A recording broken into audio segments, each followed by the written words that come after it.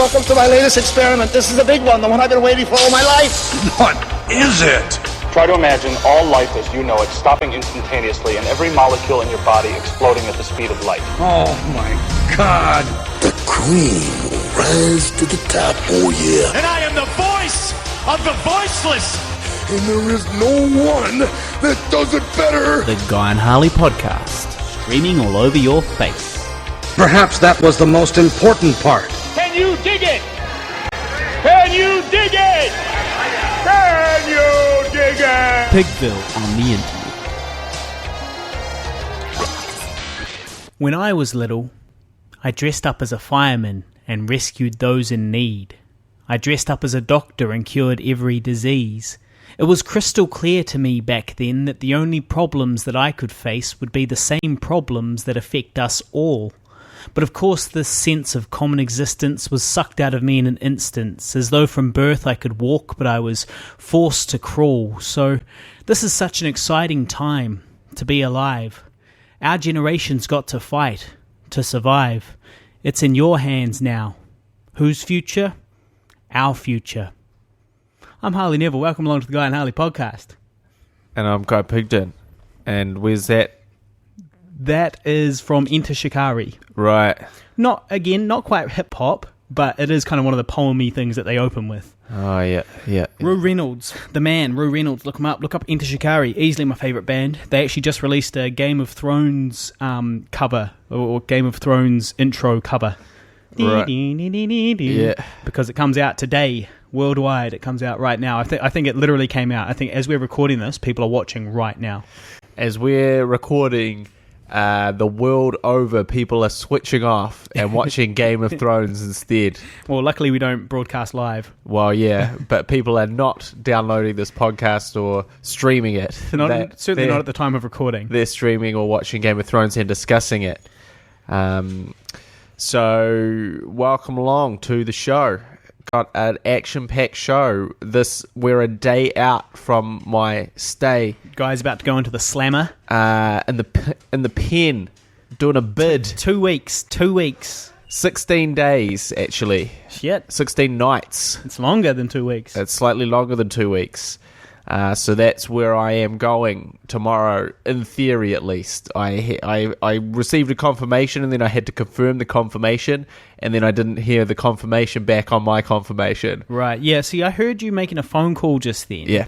And today is Anzac Day. Yep. It is the day before you are going away, yeah. And it's a public holiday, and you've already asked off, presumably at work, for 16 days. Sure have. And now you're calling them. I hear you on the phone, Yep. and you're calling them to confirm you're even a part of it. Yeah. What kind of Mickey Mouse outfit is this? Well, I assumed you had confirmation several weeks ago. Like, yes, Mr. Pigden, please arrive at 8 a.m. on Tuesday the 26th at this location.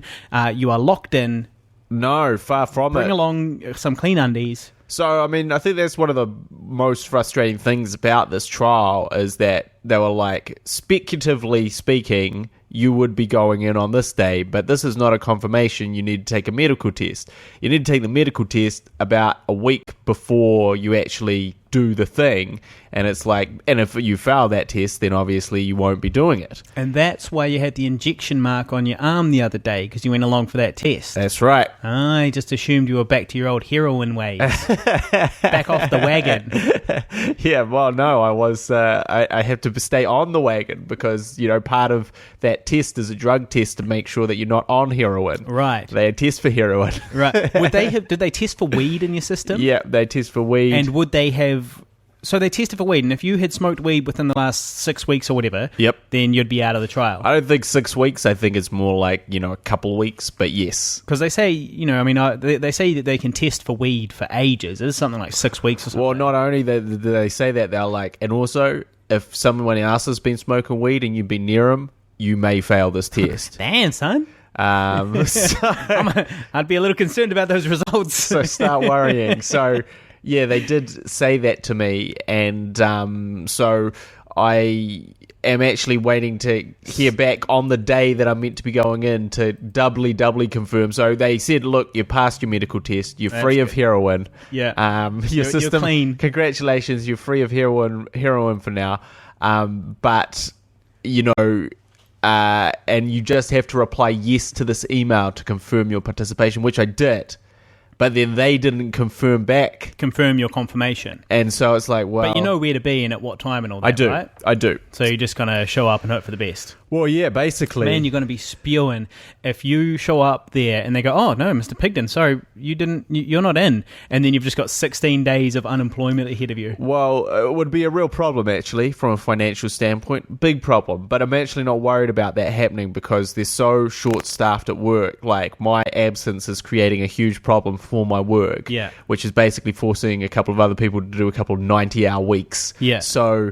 To be honest, it would be a huge relief for them if I came back and said, hey, just kidding, guys. You know how I said that I needed 2 weeks off for my special filmmaking job that I said that I had? Is that what you told them? Yeah. I said I had a filmmaking contract, worth $5,000. Yeah. All of that isn't entirely true. Why would you lie about that? Why would you not just tell them the truth? Because there's no reason that they give me time off for a drug trial. Because the truth is that you're going in there to trial drugs. Well, no, I mean more just because it's like, okay, I don't give a shit that you want to go on a drug trial to make more money. Yeah. Because that...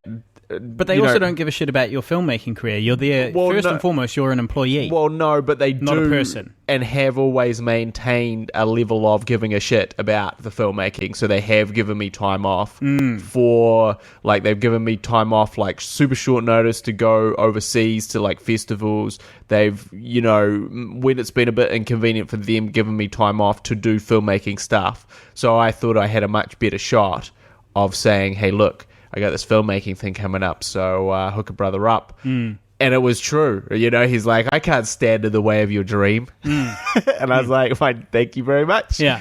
But given that you will be sitting there for 16 days, you are going to work on a lot of filmmaking stuff. In all honesty, you might as well say it's a filmmaking, like an editing contract for older. It's the equivalent because, it's 16 days of me editing. I will come out at the end of that with money from having edited for 16 days. Add it all up, that's a half-truth. Yeah. It's a half-truth. It's a half not true. Yeah. So that's what I'm about to do. So I'm just in a mad rush. Everything's a mad rush to kind of get everything ready before I do that. I've got to copy drives and make sure my affairs are in order before I leave. It's actually quite hard. What's been going on with you? Well, today is Anzac Day. Yep. And I am in the news. Yep. The article came out. I am reading a poem. There's a few things going on. One is that so there's an article about Anzac Day on stuff.co.nz, which I will share on the Guy and Harley Facebook page, facebook.com/GuyandHarley. And I put forward a moderately... It's not really that controversial to me, but it's obviously a little bit controversial to some people. Have you read any comments yet? Yeah, I have. I haven't read any... I haven't even read it. So what it is it's a video of a whole bunch of people reciting the Ode of Remembrance, which is a poem about the soldiers that died in World War I. Thy kingdom come, thy will be done. I don't think that's in it. Okay. But, yeah, you get the gist of it, that type of thing. They shall not grow old as we have grown old, that type of thing. Charge of the Light Brigade. No Light Brigade in it. That was a famous suicide. Ours is not to reason why. Ours is but to do or die. Something like that. Again, that's not in it. Okay. But yes, you get the gist. And so anyway, it's a whole bunch of people sort of reciting that poem, and it jump cuts between various people as they deliver a line each kind of thing. So I'm in that. But based around that video, the whole article is based around that video. Is we also asked some of the people from the video what they thought about Anzac Day nowadays. What are your thoughts? And of course, most people responded, oh, it's all about honouring the heroes and, like war is good and, like soldiers, yay, and play the bugles and all the rest of it. Yep. And I was the only one that really put forward a dissenting opinion. And this is a big deal in New Zealand. You don't be pooping on Anzac Day, man. It's like the most sacred day we have. So anyway, the article goes like this. It goes, the 2 world wars need no explaining for Harley Neville. He knows me as a war nerd. He knows that I'm a war buff, a war history buff. Okay. The television graphics operator wonders whether Anzac Day should end when our last World War II veterans die. Quote, I support Anzac Day. I buy the poppies. Go down to the dawn service. But once the last World War II veterans die, I might stop supporting it. Then it has a big picture of my face, and it's kind of a funny picture of, it's sort of a glamour shot almost. Yeah. A sort of a glamour shot It's kind of me of like, looking into the distance. It's like a photo of you, like looking, remembering the fallen Anzacs, basically. As opposed to despoiling their memory. And underneath the photo it says World War II was the last just war, Harley Neville said. But then, so anyway, the article continues with more quotes from me. Once they're dead, they're dead. They can't hear the bugles anymore. Yep. The post-1945 conflicts New Zealanders have fought in lack the good fighting evil moral clarity the world wars did, Neville said. At some point, Anzac Day stops being about soldiers and becomes about propaganda. Korea, Vietnam, the Falklands, Afghanistan, I'm no historian, but it seems to me that these are wars I don't want to support. And then it continues on to the next people. Yeah. And then, no, there we go. And then, so I did get a few comments, a few people saying, "Hey, I support that guy." Right. But one of them, DB Arca, he says Harley Neville does not understand Anzac Day's true meaning, despite people's differing views on the more modern conflicts. Soldiers that took part sacrificed a lot, many making the ultimate sacrifice for causes they believed in, their country and their comrades. I'm guessing his opinions may be shared by his vegan poetry reading mates, though. Funny. A sign of the times, I guess. Funny. Made a generalization about me. Funny jab. Good. That was good. Well, you think? See, I actually did have a reply to that, though. I was like, well, hold up. Yes, the people that took part in more modern... What's up with that fucking dog? You want to sit down, dog? Bloody dog scooping around in the background there. All right. I replied, yes, the people that took part in more modern conflicts sacrificed a lot for the causes they believed in. Same as the German soldiers in World War II. Oh, come on. That's a trolling comment if ever I heard one. That didn't make them any less wrong, though. As for your attacks on poetry and vegans, firstly, you do understand that this entire article is written around a video of people reading poetry, some of them veterans. Seems to me you just insulted some of the heroes you're trying to defend. As for vegans, I don't really see how they fit into this conversation, and I'm not a vegan, but I do admire their ability to stand up for what is right in the world instead of being part of the problem. I wish that I had the strength to do the same, but sadly I'm a cruel, bacon-munching hypocrite. So that was my retort to him. And that was really the only really negative comment. I mean, the rest were... No, that was more or less it. Yeah, well, I guess what about, the families of the Anzacs, so several generations down, because it's like at the end of the day, their great-granddad's still dead. Yeah. So, Yeah, for their sake, shouldn't we continue it on? What, but just to continue to remember it? Yeah. Remember what they died for? Yeah. Well, the thing about remembrance, right, is that what we're doing isn't remembrance. So playing the bugle and having the most important people in New Zealand read poems about it and get up and, have everybody bow their head for a minute of silence and stuff, that's not actually remembering what these men fought for. That's glorifying it. It's making it look honourable. It's telling an 18-year-old today that, if you go to war and if you die, this will happen for you. All of these people will bow their heads in a moment of silence. You'll be a hero, in the eyes of your peers. But, in reality, I think a much more effective way of remembering the wars would be every Anzac Day, we all get together and we look at pictures of dead babies. Yep. Okay? And we look at pictures of deformed... Controversial idea. We look at photos of civilians with no legs, and we look at photos of deformed babies born after Hiroshima and Nagasaki, right? And then we say, okay, this is what war is. This is what we need to remember. Look at the deformed babies of Hiroshima and Nagasaki to remember. Well, exactly, and then we will remember what war is actually about, and it's not a heroic and cool thing to do. It's something that, in the case of World War II, was necessary, and like it was something that had to happen. There was a tyrannical dictator, what's that? Goose booting. What's that word? Damn. Goose stepping. Goose stop fucking marching across Europe. Anyway, the fucking probably goose stepping. Goose stepping, I think it was. Yeah. So in World War II, it was a war that had to be fought, but these next ones, all these other ones, have not really been as justifiable. Yeah, that's true. They haven't been as justifiable, as some of them seem quite trivial. Yeah. Although you also might say that, like, I've been listening to the World War One and how that all kicked off.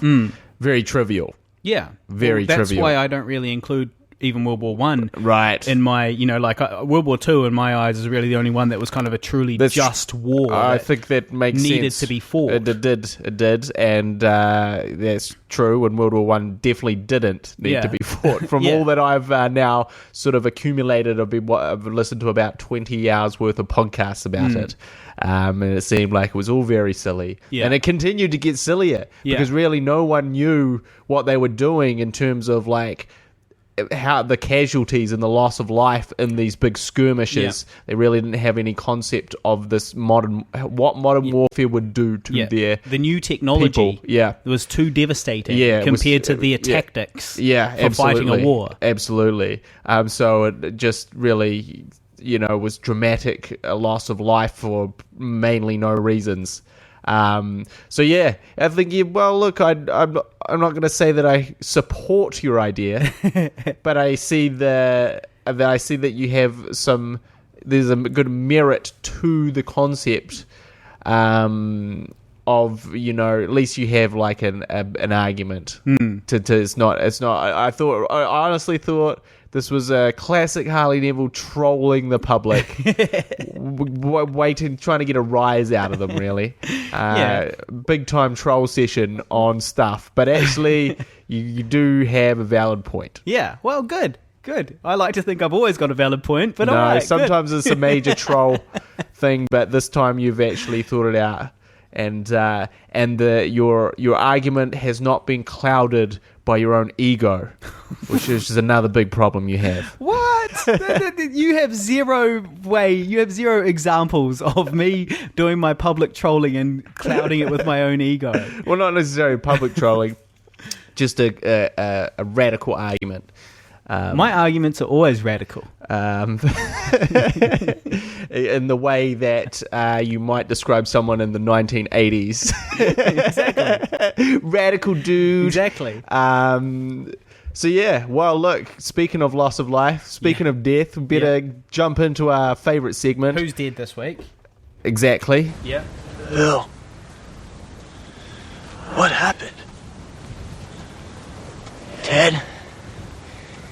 We're dead, dude. No way. Yes way. Because quite a few people are dead this week. Quite a few people have died this week. The first person on the list is former WWE superstar Chyna. She died at the age of 45. She was found probably related to taking drugs. She'd had some serious troubles in her life, basically ever since she got dropped from the WWE. So she kind of got fired from the WWE or decided to let her contract expire when she was at the peak of her popularity. And they kind of were just like, rather than retain her, they're just kind of like, well, see you later then. And so they let her go, and she went from being this sort of, huge star for the company, huge attraction and draw for the company, to being like kind of this chick that shows up in B movies. Did they drop her because of her drug problems? No, basically what happened, and the plot thickens really, because what happens is she used to date Triple H, Hunter Hearst Helmsley, the guy that is now the CEO. There is a wrestler called Triple X as well, right? No. Right. That is Vin Diesel in Triple X. So anyway, they were dating, and then basically he started seeing Stephanie McMahon, which is the daughter of Vince McMahon, who owns the WWE.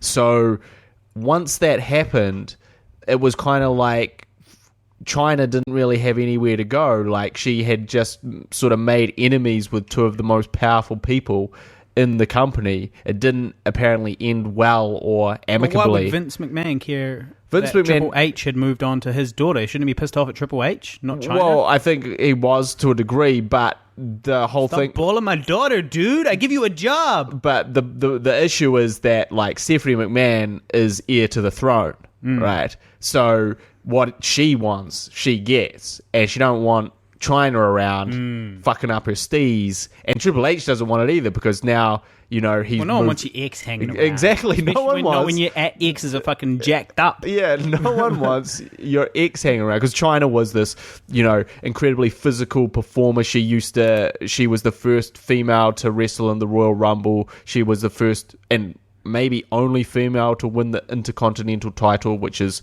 mainly contested by guys, or in fact completely contested by guys, except in the time that she won it. You mean, when you say won it, though, like, you do mean she was one of the few women to be scripted to win it? Yeah. Yeah. So she didn't win it, per se. She won it in the sense that, well, no, I mean, in a war movie, no one wins anything. Well, no, but I mean, I guess the thing about getting it, when you're given a title, when you're awarded a title in wrestling, you are given it because you're considered a great wrestler and a good showman. Or a big attraction, a money-drawing attraction. So you're normally, or to assist in kind of pushing you up the ladder, maybe. But normally it's given to you because of your status in the company being pretty high. And so for a woman to do this stuff is incredibly groundbreaking. Yeah. So she was this very groundbreaking wrestler. She also did pose in Playboy, which at the time when she did it, it became the highest selling Playboy of all time.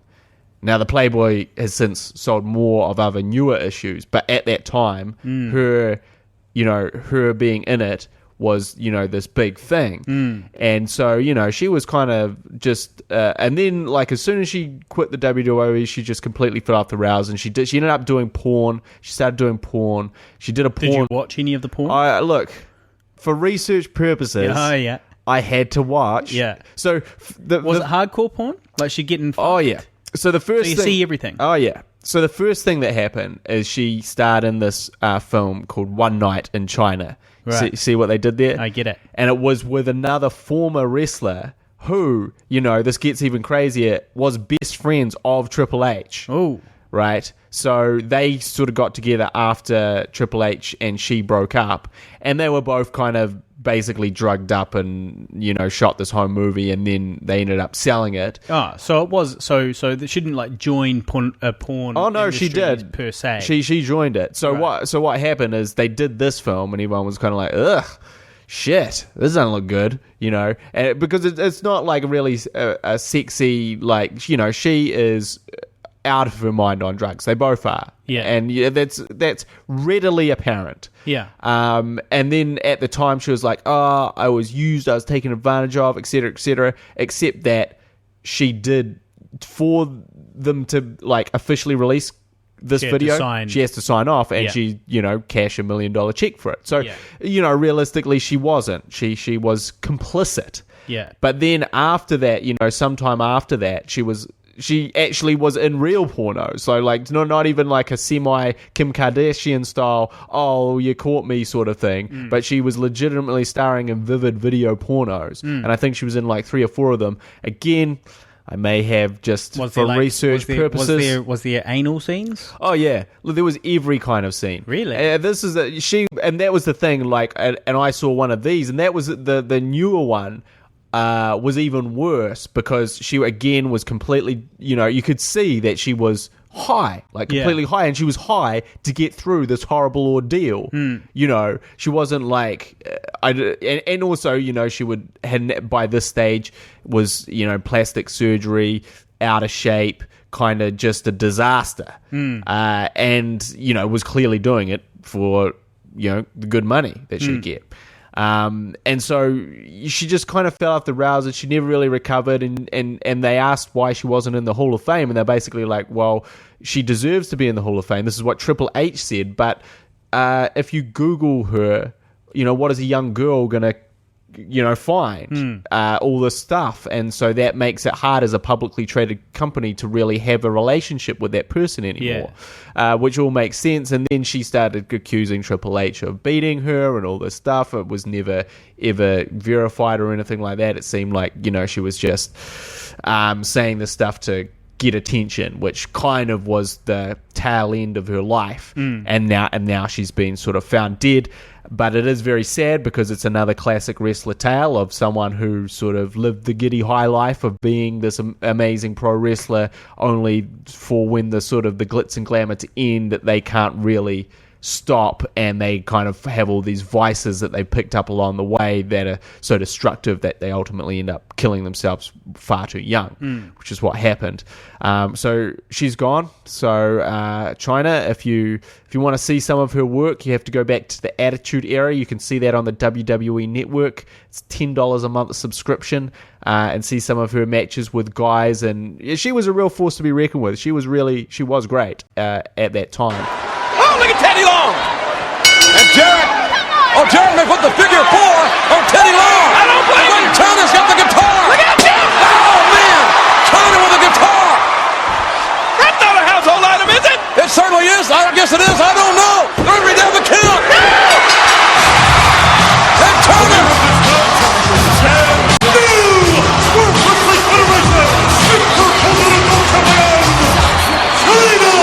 Chyna has made history! Chyna, the first woman to become the Intercontinental Champion! The second person to die. Who's dead this week? Because that's what I'm saying.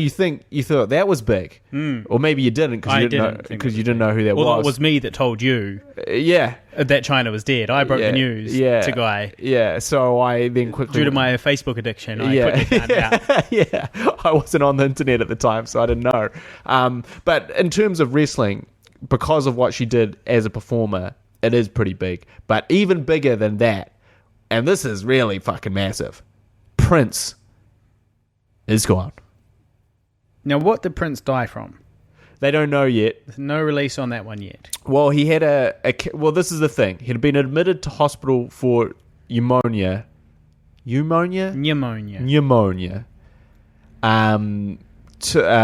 of 2 weeks ago. He'd been hospitalized because it was so serious, you know.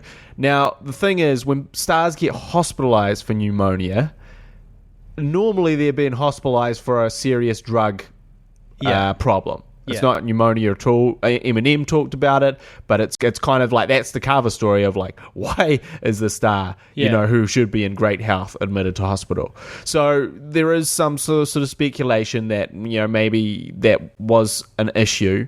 And we don't really know, but he said he was fine, and so he sort of, he said he was fine, he was getting better. He did definitely have some type of cold, because he apparently went to the drugstore, and that was the last time he was seen, was at the pharmacy. But also we get into these problems with these big stars self-medicating, or not even self-medicating, being prescribed medication, because that's what doctors do in America, and that medicine ultimately killing them. Heath Ledger, sleeping pills, all this stuff. So it's not really, it seems difficult over here to really go off the deep end like that. But it seems so common over there. So, it could be related to, actually having a problem with drugs. It could simply be related to, unsuccessfully sort of, or just taking too many of the things that he was told to take. He was a little man. Prince was a little man. He was just over 5 foot. That's how tall he was. It's a little guy like that. You can't be taking too many drugs. So he's essentially the size of your girlfriend, Angie. And in fact, you want to make, kind of looks like your girlfriend a little bit. Well, I do sometimes imagine Prince. Well, look, he's like Prince is like the androgynous, attractive babe. Like that you see at the party. Are you calling my girlfriend androgynous? No, I'm saying princes, and you go, shit. she's pretty hot, you know? Yeah. And then you go, damn, hang on a second, that's Prince. And then you realize, and then you go, damn, hang on a second, that's Taylor Hanson. Or you go, damn, hang on a second, I just slept with a guy. But I really didn't realize beforehand. Halfway through, but decided to keep going. Yeah, well, then it's too late. Yeah. You've got to just Committed. follow through. Yeah. It'd be rude to leave. You're already invested. It'd be rude to leave. So anyway, and also the other thing was he was kind of ageless. He was 57, but he looked pretty much exactly the same as he did when he was 27. You know, still had his hair. You know, didn't look old or wrinkly, probably due to plastic surgery, but who cares? He just looked like Prince. He's always looked like Prince.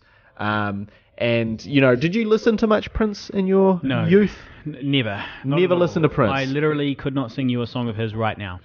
Unless he did that one that goes, Purple Rain, Purple Rain. He did do that one. Purple rain, purple rain.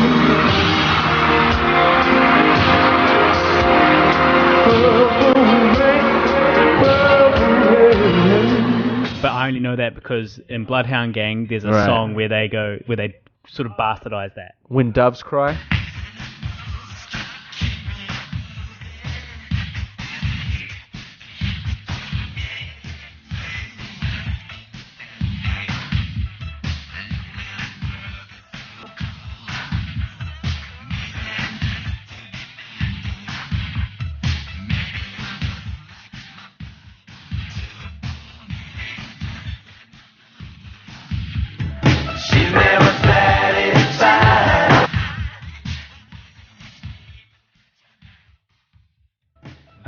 Well, yeah, I couldn't sing it for you, but I am familiar with this.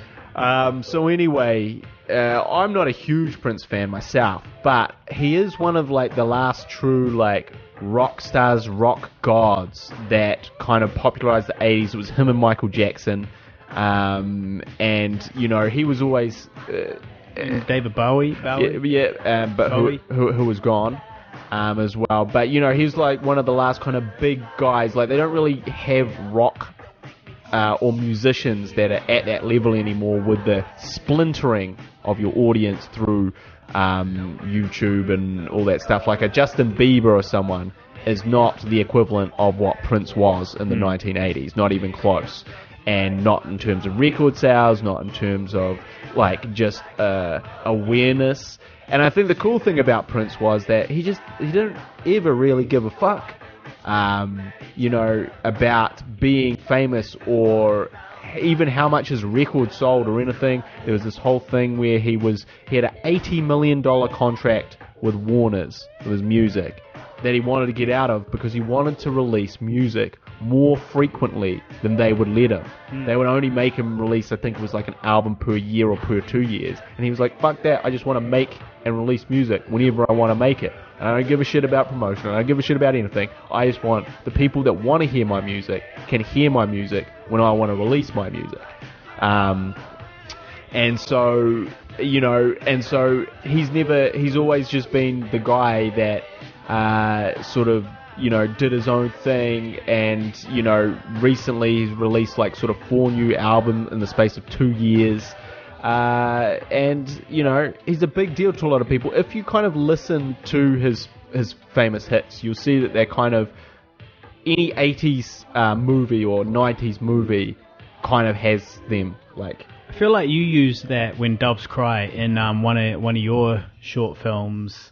Possibly one of your ones in London or something, maybe? I can't really remember. It's entirely possible.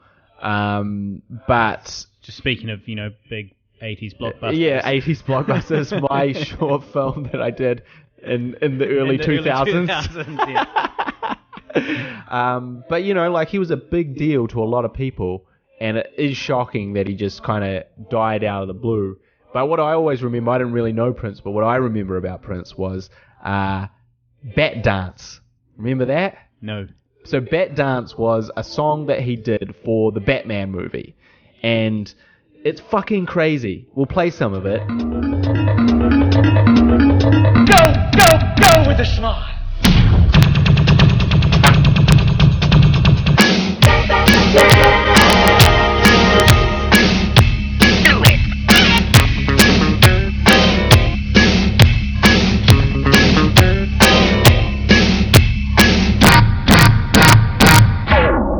busting. But it's fucking absolutely nuts. One, he sings like 2 lines in the whole film. She's great, isn't she? Ooh yeah, ooh yeah. I wanna bust that body.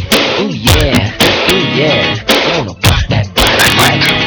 Ooh yeah, ooh yeah. She's out there right now. I wanna bust that body. Ooh yeah, ooh yeah. Cannot imagine, because they commissioned him to do this song, and they're like, all right, it's Batman, here's the movie, do something crazy, do something, we want Prince, and what he did was basically sample a couple of lines from the film, not sing on it at all, and use the Batman from the 1960s thing as like the hook. It just comes in randomly, and I encourage everybody to watch this video on YouTube, because that's how I sort of came to know him, and I was like, whoa, this is so cool as a kid, because I love Batman, and I love music, and he did this whole incredibly high budget song where he's dressed half as Batman, so half his body is Batman and half his body is the Joker. But actually, he looks much more like Two-Face. Completely like Two-Face. So kind of doesn't really work. And then he's just playing the piano, and there's all these Batmans dancing around and all these Jokers dancing around. And it's all done to this really weird bat dance song, which involves him walking between the legs of 10 Vicky Vales, just standing there and with like no pants on, basically, with these short shorts on. It's crazy. It's weird. It's Prince, man. It's Prince. Bat dance. Check it out. So that is the second big death. Well, speaking of little people dying from prescription drugs, I almost killed my girlfriend. Well, that's what I kind of thought about, because I was like, look, if your girlfriend gets knocked out from whatever you gave her, right, a roofie, that's a bad joke. A roofie. No. What did you give her? So what happened was I had my bike crash recently, and I got prescribed various painkillers, but amongst them were tramadol. Yeah, and I had some. I was prescribed two at a time, but I could have them up to 3 times a day, so 6 in a day. Yeah. But and so what happened was Angie was feeling sore. She had like a sore body from the gym and stuff, and then she was like, I need some painkillers, and I was like, well, why don't you try these? And I didn't really think too much of it. But of course, she's much littler than me, and she had 2 of them, and she didn't pass out or anything like that, but she started feeling sick, and she had to like throw up, and she was just feeling like shit as a result of these pills. And then later on, it was like, it was really dumb. I probably should have thought that through a little bit better. I mean, I told her what it was, but I still probably should have thought that through a little bit more. Well, this is what happened to poor Prince. Exactly the same thing. Is like he basically took. You're speculating now. He basically took 2 Panadol, and he fucking knocked himself out because he's just a little guy, and he also did become a Jehovah's Witness for a 10 or 15 year stint, which and kind of stopped performing, because he was also famous for performing like these quite explicit sexual songs, and he was like, Prince, don't do that anymore. Also, my name is not Prince, but now we can truly say. What did he change it to? Well, now he is officially the artist formerly known as Prince. Right. That was my girlfriend's joke. Yeah. Which I thought was actually pretty good. Yeah. So I stole it. Right. But that's what he called himself, the artist formerly known as Prince. And then he changed his name to a symbol, like a little love symbol. It's kind of a gender symbol. Yeah, and it's kind of like, which had no name in itself. But his name was Love Symbol. Yeah. For a while there. Yeah. Which was an effort to get out of his contract, I think. Right. But so rest in peace, China. Rest in peace, Prince. Have a look at Bat Dance online, or listen to any movie made in the 80s or 90s to hear one of his songs. Moment of silence. Moment of silence. Now, speaking of Batman... Yep. Thanks to Naomi, regular listener, long-time listener Naomi, I went out to the cinema, who Naomi in a few episodes back told me that I need to watch more films for research purposes. Yes. So thanks to Naomi, I went out and I watched Batman versus Superman at the cinema. Really? Really. Now, I'm not kidding. How did you get roped into that?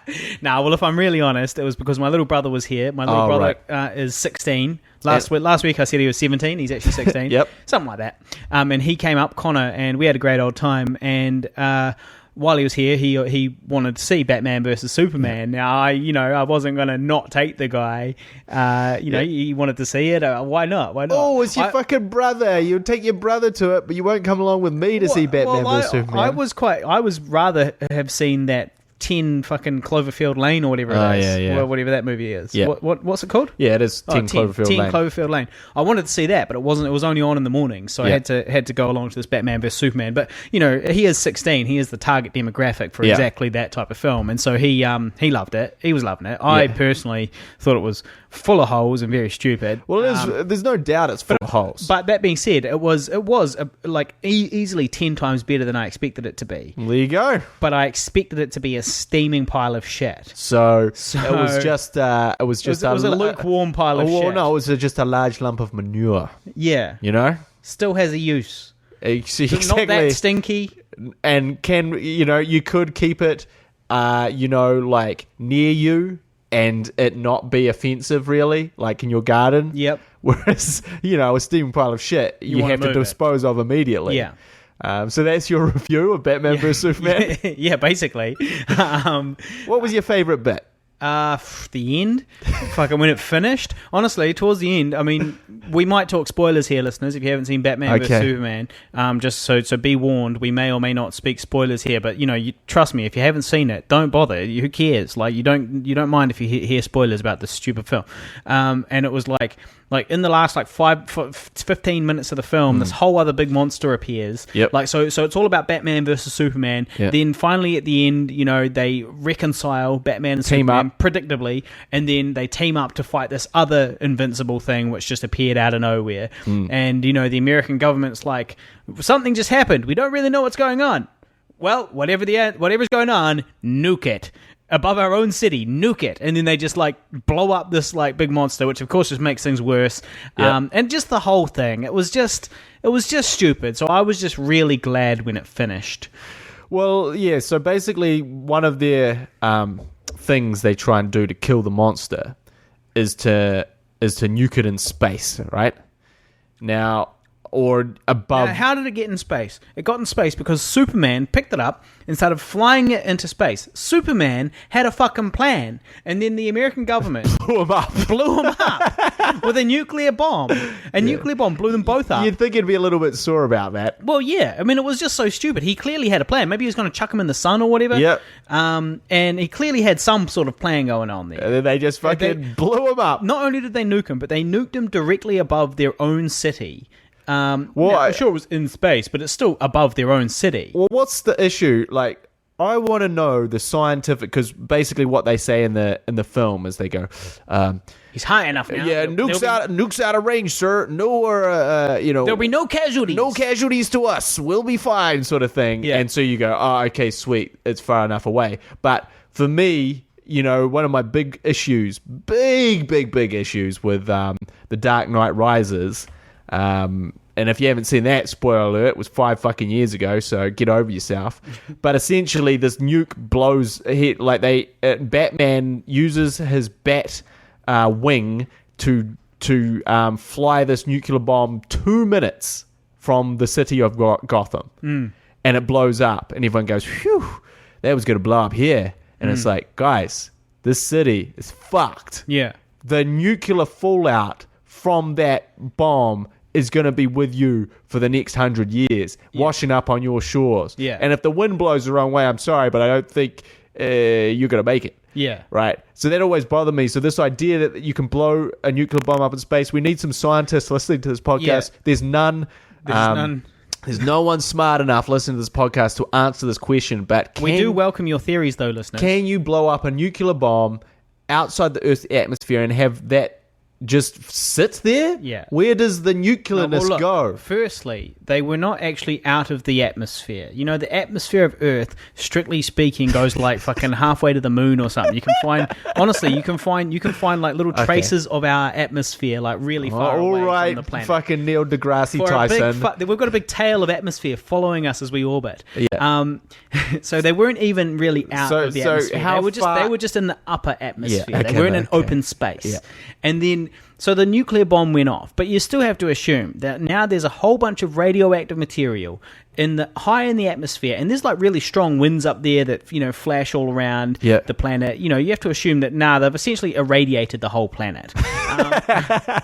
You know, because it'll just trickle through the whole entire world. But also, though, on the other hand, you know, space is already highly radioactive. There's already all those rays coming from the sun. Cosmic rays. Maybe once you're up there, maybe it's okay. Maybe it will be. Which, as we know, will give you powers like the Fantastic Four if you get near them enough. So, you know... That's why we're not seeing enough like people come back looking like the Thing after their space flights. Yeah. So I'm not sure whether Stan Lee's original theories on cosmic rays are still scientifically accurate. Yeah. I don't think they are. What else? I've got a few topics, but do you have anything there? I just wanted to say that I had the stinkiest Uber driver ever. Did you star him down? I did. Like, now I don't... stinky. I don't normally star down people. I normally give them a 5 out of 5 rating. Me too. If they get me from A to B. Even if they take a little bit of a roundabout way. Sometimes when they fuck me off, maybe I'll give them a 4 out of 5, but that's still fine. That's not really that big a deal for their overall rating. I very rarely will give someone a 3, but this guy, I had to give him a 3. Now, his route was okay, his car was okay, he seemed nice enough, but honestly, I got in the car and it was so hot. He had the heater on as well, I guess. So it was like hot and stinky, so much so that our eyes were watering. Angie and I had just come out from a nice Italian dinner, and we were catching the Uber home, and we got in this horrendously stinky car, and it was just him. It obviously came from him. Our eyes were watering, and I like wound down the window all the way, and like basically stuck my head out the window while we were driving home because it was that bad, and I had to make small talk to make it look normal. So I was like, "Oh wow, look, the moon's quite pretty tonight," but really, I was just like, "Fuck, this guy stinks." And then so I gave him a 3-star, and then it asked, "Why is he getting the 3-star?" And I replied, "Nice guy, strong stench of body odor throughout the car, eye-watering,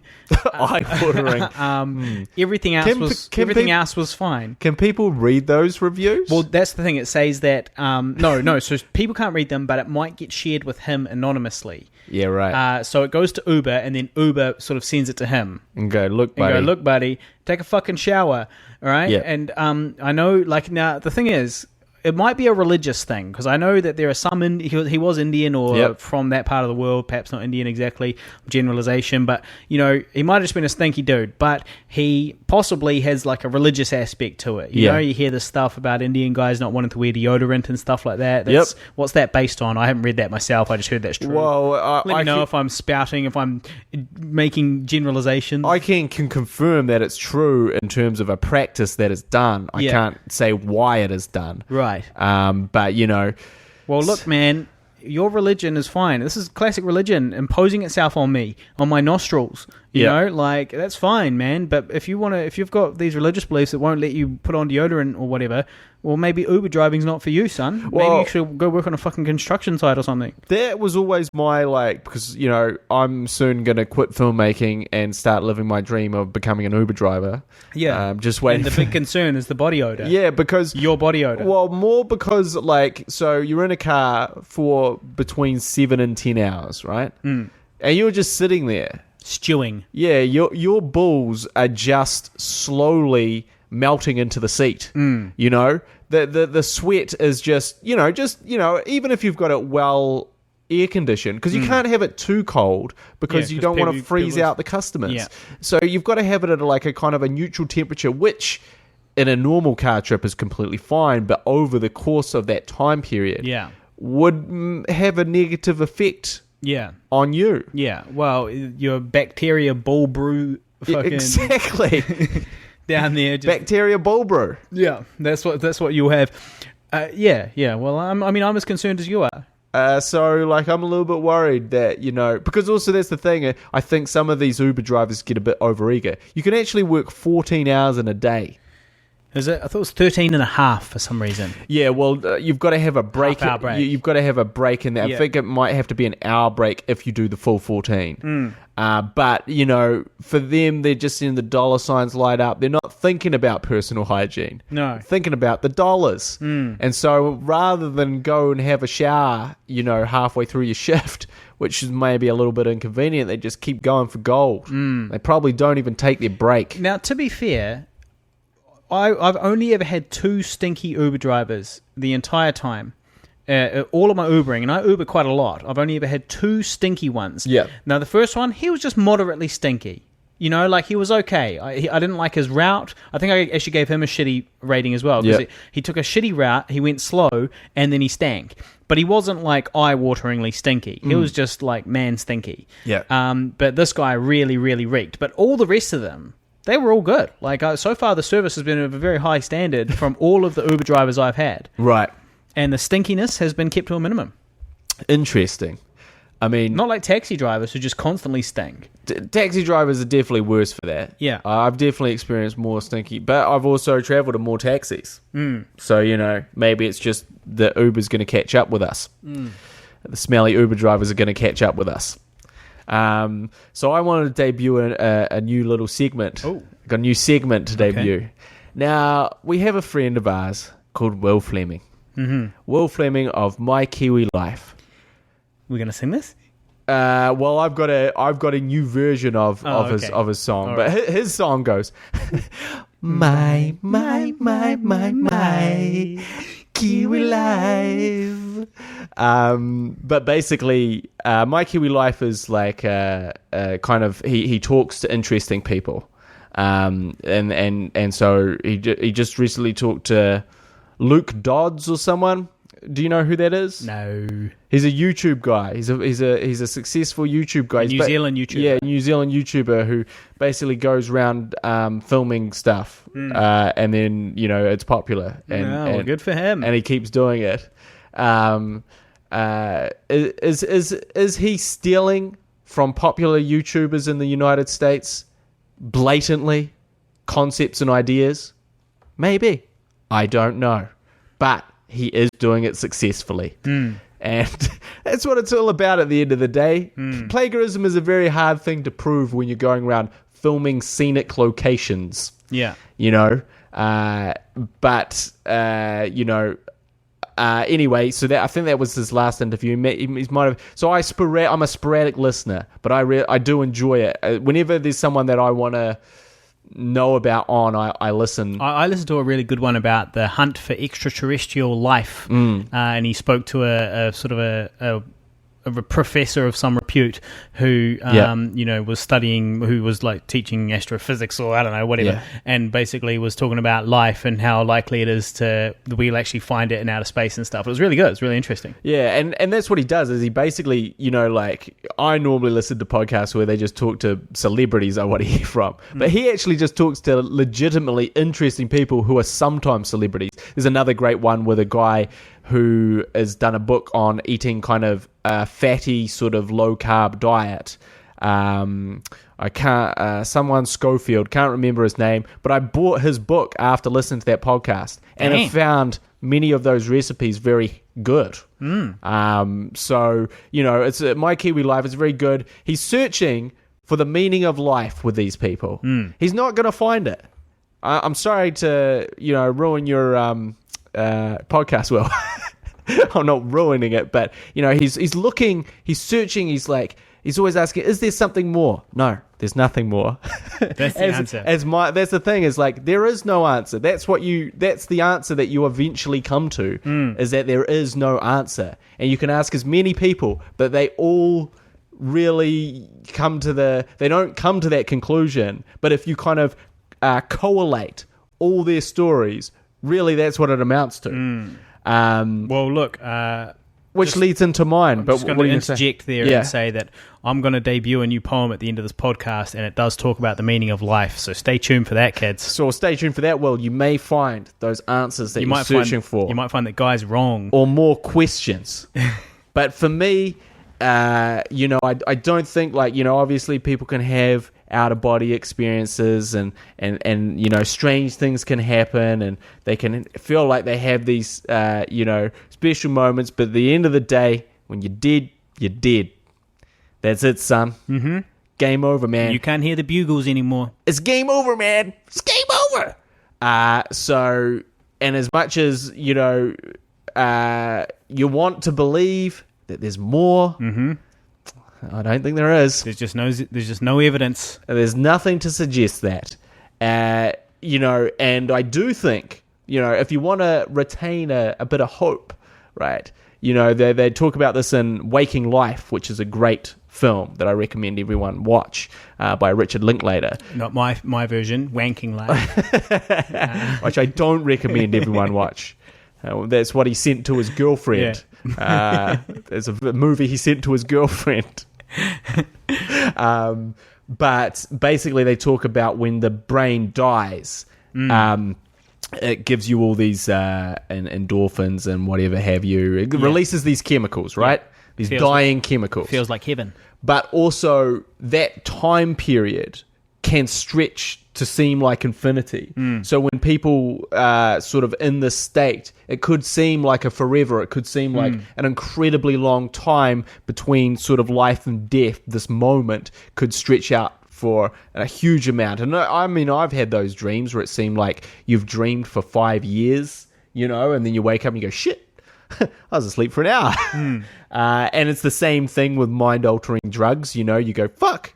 This acid is really strong. Yeah, I felt like I've lived a lifetime on this buzz. But actually, salvia is a lifetime. Yeah, the salvia is a whole lifetime. A horrible, nightmarish lifetime that I've now woken up from. But if you want to hold on to hope, I would say it's in that 3-second period that could stretch out to infinity. But at the end of the day, wouldn't you be gutted if you didn't die? You want to get your head chopped off or something, as opposed to having your head just completely explode. Because if you get your head chopped off, right, you've got that 3 seconds. You get that 3 seconds. But if your head is instantly obliterated, you'd never experience that 3 seconds. It's just you're here, then boom, you're not. Yep. Yeah. So that's the best. What I'm saying is slow down your death. If possible, don't take the quick route. Stretch it out. Yeah. Take as long as you possibly can. Yeah. If I had any takeaway advice, take as long as you possibly can with stretching out your death. Yeah. Don't rush toward it. No. So anyway, that's the answer, Will. So there's no need to do your podcast anymore. You can continue to ask compelling questions about other stuff, but I've just, basically answered the biggie. Yeah. But, leading on from that, he had a section at the beginning, which he's now finished, where this guy called Andre King would say a little life philosophy. So you get this little life philosophy at the beginning. But, at a certain point, he was kind of like, well, life is like a box of chocolates. You never know what you're going to get. And Will's like, was that just from Forrest Gump? Did you just say something from Forrest Gump and expect that no one was really going to... Are you just reading out of a book of kind of inspirational quotes and you thought that maybe I wouldn't call you on this? And so anyway, I think they had to stop it because they caught him out on the Forrest Gump reference. Right. I'm not sure why. But anyway, it's inspired me to come up with my own philosophy segment. Okay. Oh, I like the sound of this. I like the way this podcast is evolving. So first, I'm gonna, his is my Kiwi life. So I'm gonna debut my segment, my shitty life. Okay. And here is my philosophical insight. Okay. For the week. This is good. I'm into this. The true scourge of modern technology is baby pics and dick pics. I'm not sure which is worse, but they both seem equally horrible to look at. Deep. And I'll play the little theme song out. My shitty life, I really hate my life today. My shitty life, a worthless job with worthless pay. This is my shitty life. That's beautiful. Thank you very much. That's beautiful. I like this new segment. So, feel free if you've got a philosophical insight to share on my shitty life. That's just there. That's been inspired directly by Will Fleming, who we thought we were going to see at the party. Couldn't make it. We had a party. We didn't even talk about it at this podcast. No. We are wrapping up soon, aren't we? You've got to go. Yeah, I can't go. Maybe 10 minutes. We've got maybe 10 minutes. All right. Well, look, we had a party, and Will Fleming was not present. He promised he was meant to be there. And all I could think about was discussing life philosophy with him and about some of his amazing guests. And no, he did not come. He was too busy. Classic Fleming. Classic Will. Now, so I am going to debut a new poem. Now, the thing is, I've actually got two separate poems. I'm not going to do them both, but one of them fits really nicely with what we're talking about with Will and the meaning of life. And one of them fits nicely with your observation of dick pics and baby pics. Great. Well, yeah, but the problem is, I'm only debuting one poem. Yeah, because look, you can only take. You can only handle so much poetry. Exactly. In one go. What is it going to be? What is it going to be? Look, I think I'm going to go for the deeper one. Okay. The one, this is for Will Fleming. Yeah. So this is helping him who's searching for the meaning of life. Okay. Yep. Now this one is called Apotheosis. And it goes like this. I'm a simple guy, but if space and time are infinite, well then everything has to happen eventually, right? Every conceivable imagining must come true at some point. Why should anything happen at all? Why shouldn't it? When it has eternity to do so, the very fact that we are here is irrefutable evidence that something has happened. I was an atheist until I considered this. If every conceivable imagining must come true at some point, then the cosmos might even find a way to create a god. After all, our universe is governed by physical laws, and these laws can be defined by prying minds. Time might be infinite, but the answers are not. If life in any form, anywhere, managed to understand and manipulate all of the mathematical equations in existence, they could create life in an instance. They could birth universes of their own. Picture a creationist with a petri dish holding the universe in his hand, wondering if he's in a universe in the palm of some other man. Is this the purpose of life? To answer all the questions? To elevate ourselves to godhood? Apotheosis is possible. The tests we face are passable. There might not be a meaning to life, but now there is a purpose. Step 1, pass on our genes, strengthening the human race while simultaneously improving the societal support structures surrounding our civilization, creating a world we would want our kids to live in. Step 2 is self-improvement. You're part of the hive mind, man, and the health of the hive depends on the individuals. Live well, love, read books, share laughter, and ask questions, especially if you're afraid of the answers. So, in conclusion, if you want to be a god, you only have 2 jobs. Ask lots of questions and have heaps of sex. Thank you. Thank you. I enjoyed the Men in Black reference and the Prometheus reference. Is that what you took away from that? Yep, so Men in Black, he's the Petri dish, and someone else is looking at the Petri dish. Right. That's straight out of Men in Black. You ripped it off, Harley. Come on, bro. Is it? Come on, man. That's the whole thing they're looking for is like a... Oh, the marble with the... Yeah, some kind of marble. With the universe inside it. Yeah. Ooh, well, look, to be fair, Men in Black didn't come up with that concept. I know they didn't.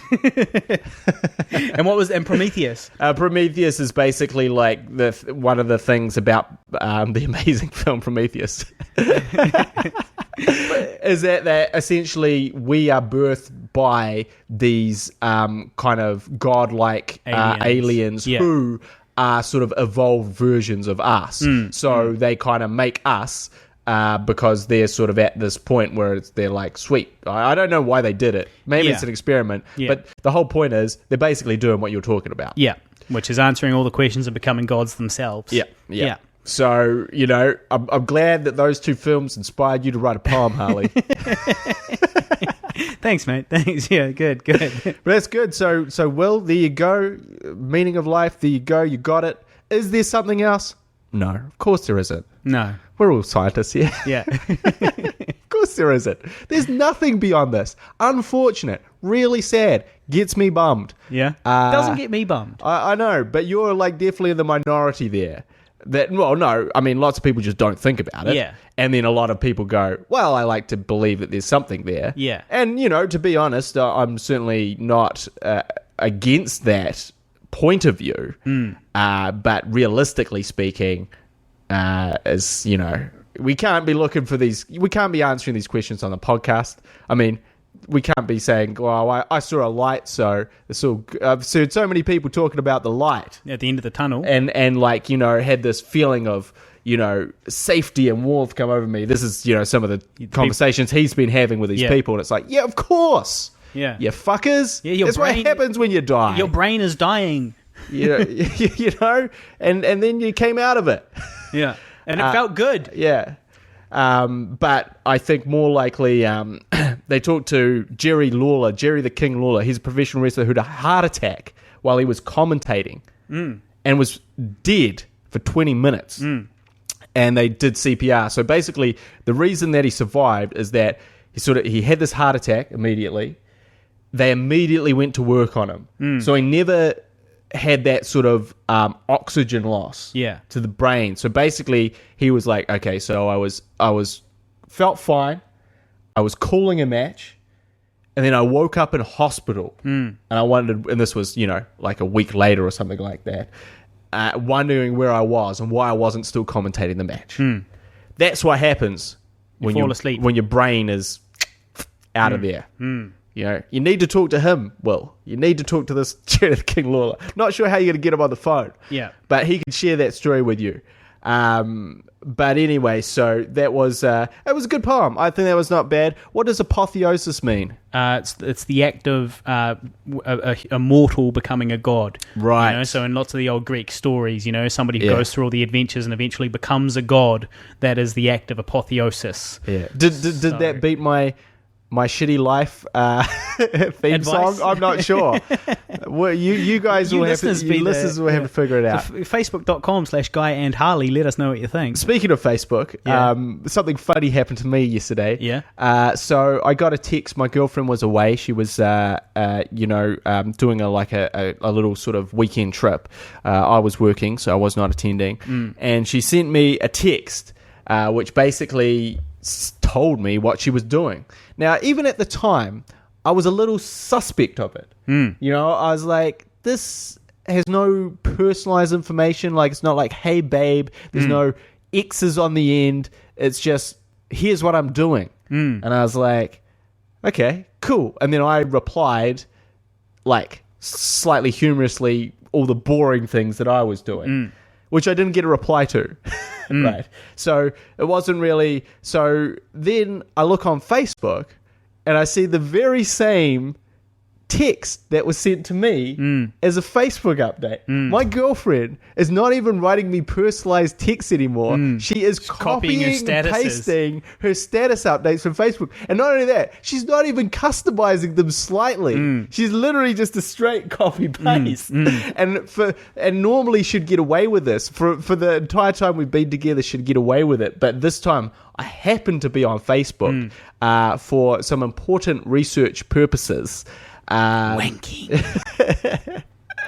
I was actually, and again, this is the scary thing about Facebook, and consider this, guys, next time you decide to put a stupid baby pic on Facebook, is I am shooting a film called Older. In it, my character looks at photos on Facebook. Well, what do you see on Facebook? Baby pics. So I needed some baby pics to put in Older, the movie. Now, I'm not even on Facebook. I've been happily off Facebook for over half a year, except when I needed to come on because I thought I was going to have to move out. But that's another story. Moving on. So I'm not even on it. I went back on, and I accumulated hundreds of photos of babies. Yeah. Of my friends' babies. And what is going to happen when the police find your hard drive is they're going to find on your hard drive hundreds of pictures of babies. Of just babies. That you've just taken from Facebook. And they'll go, why the babies? Why do you have all these babies? And I go, fuck. And I go, no, you don't understand. It's for a film I'm making. And guess what? I'm going to prison. Yeah. But the whole thing about, this is what is scary is like a guy like me, don't go on Facebook. I can just get all your baby photos. I got them all now. I've got all your baby photos. You get that? All of them. Yeah. I've got them in my possession, and I can now do whatever I want with them.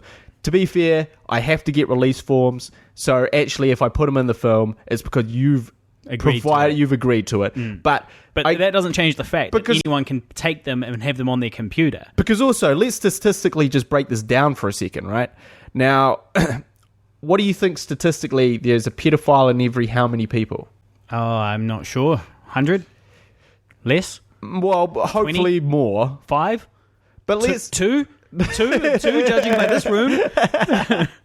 But let's just say, hypothetically, it's 1 in 500. Do you have 500 friends on your Facebook? I reckon it's more than that. But yeah, anyway. Yeah. Well, let's just say. Yeah.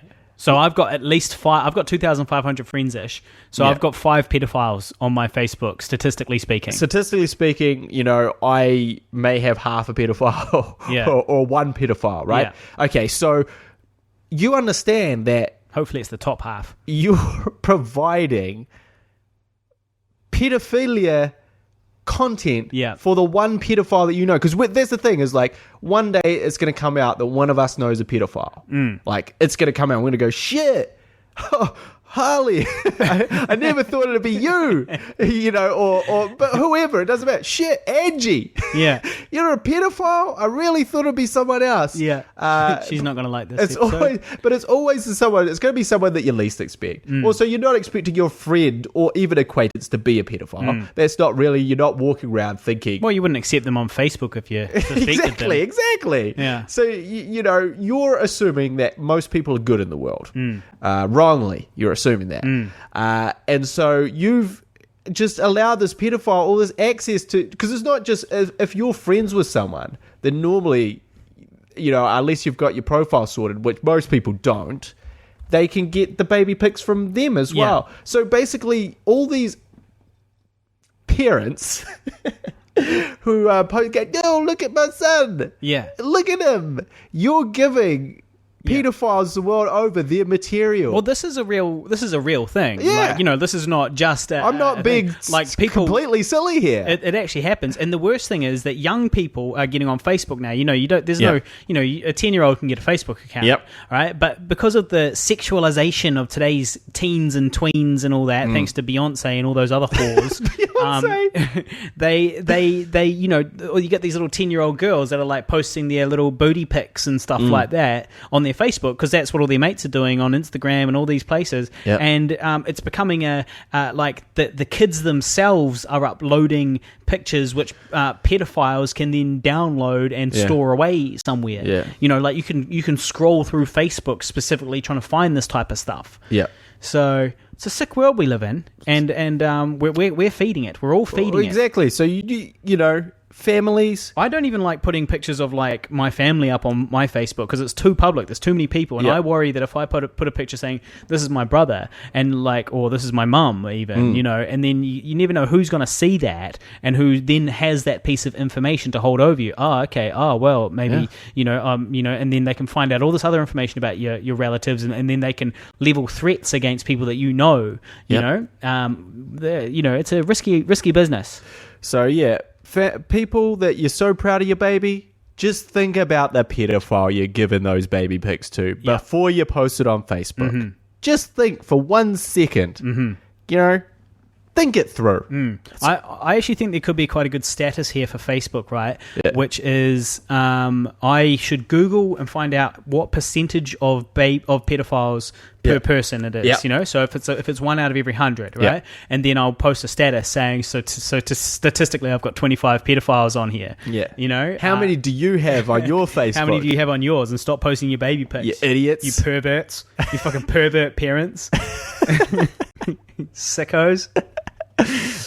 So I think we'll end the episode with our favourite segment, the Troll Hole.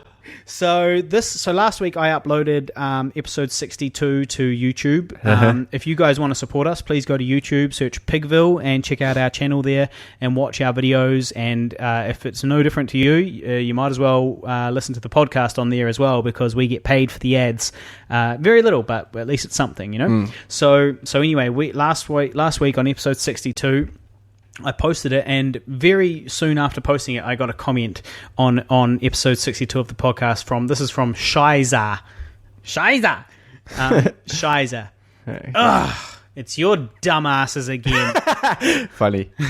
To which I replied, did we offend you at some point? And then he was like, you don't remember me from like 3 years ago? You commented on my channel all pissed. And then I was like, wow, you really hold a grudge, huh? And then I looked to see what he was on about. And it says, it looks like 2 years ago I posted on your channel after you posted something negative on one of our vids. First I said, I don't know what the actual fuck is wrong with our vids. You like them? You hate them? Did we offend you? Which vids did you watch? But then his reply wasn't there, so he had deleted his response. But then I could just see my next response, which I replied, my balls are very calm. I was copying you. That's why the fuck was capitalized in my previous sentence. Right. What's new? Seen any of other vids yet? And then he replied. And then I said, clearly you enjoy going around commenting crazy negative shit on people's vids. To which he replied, listen up, nigger, dick, bitch, cunt, faggot, ass, cunt, glass consuming, naked Jews, shit, pisser, bed, shit, nigger, fuckity, fuck of a fuckity fuck. You better... Glass consuming. You better STFU, shut the fuck up soon, or... else. The classic. Yeah. The classic threat. Or else. So that is the troll hole for this week. Well, you know... Angry young man, young Shiza. Shiza. What is a glass consuming? I have no idea what that even means. I have no idea what ass cunt glass consuming. So does your ass consume the glass? Your ass cunt consumes it. Ass cunts. That can't be the name of... What is going to be the name of... I've got the name of this one. What's the name? When Doves Cry, of course. Oh, all right. Yeah, okay. Prince, it makes sense. Yeah. All right. Well, I've got to go. Yeah, and I've got to pee. So this could be the last time you'll see me for a little while. Well, no, because I reckon we should try and do a Skype... or I'll come visit you in the pen. We'll try and do We'll try and do another episode. But if we don't, there may not be an episode for 2 weeks. We might have an indefinite hiatus. Well, no, a very definite two week hiatus coming up because Guy's in the pen. But we might try and put something together for you anyway.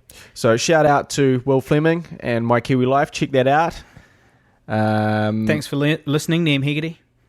We'll get to your question next week. Or next 3 weeks from now.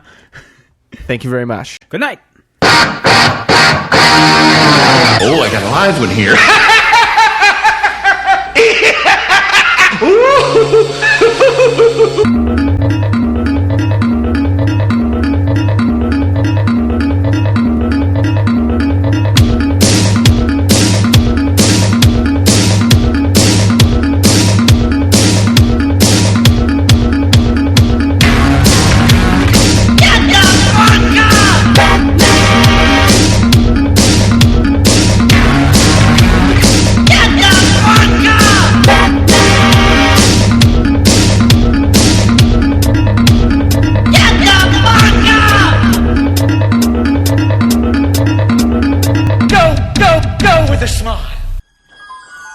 You've been listening to the Guy and Harley podcast, proudly brought to you by Pigville Productions. Laugh it up, fuzzball.